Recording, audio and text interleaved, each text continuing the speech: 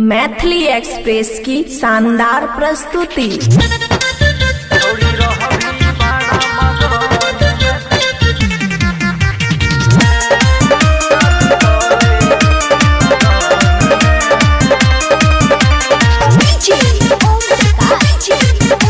खुशी recording studio बलुआहा।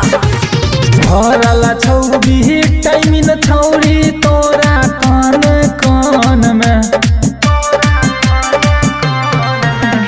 भरला छौबी thymine छौरी तोरा कान कान में। भै गेलही जहान तू गे रहै छी उमंग में। छौरी रहबी बड़ा मगन में, शादी कले इहे लगन में। छौरी रहबी बड़ा मगन में, शादी कले इहे लगन में।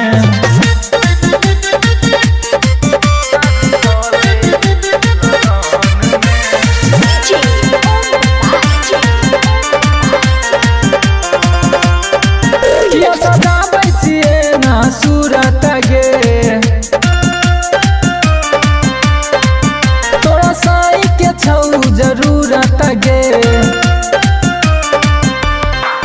किया सजाबै छियै ना सूरत गे, तोरा साई के छौ जरूरत गे। दिन पर दिन बदला आबै छौ छौरी तोरा रहन में।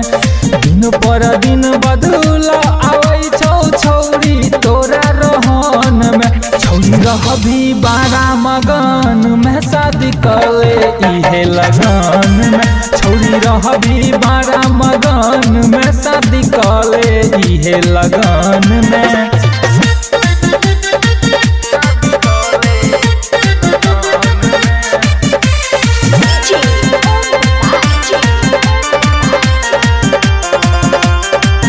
कहै छौ मिथुनवा मैनी लेगे, शादी करे ला छोरिया फैनी जोगे। कहै छौ मिथुनवा मैनी लेगे, शादी करे ला छोरिया फैनी जोगे। राइटर सरवन रखने रहै छौ तोरा मन में। राइटर सरवन रखने रहै छौ तोरा मन में। रहबी बड़ा मगन में, शादी कले इहे लगन में। छौरी रहबी बड़ा मगन में, शादी कले इहे लगन में। खुशी रिकॉर्डिंग स्टूडियो बलुआहा।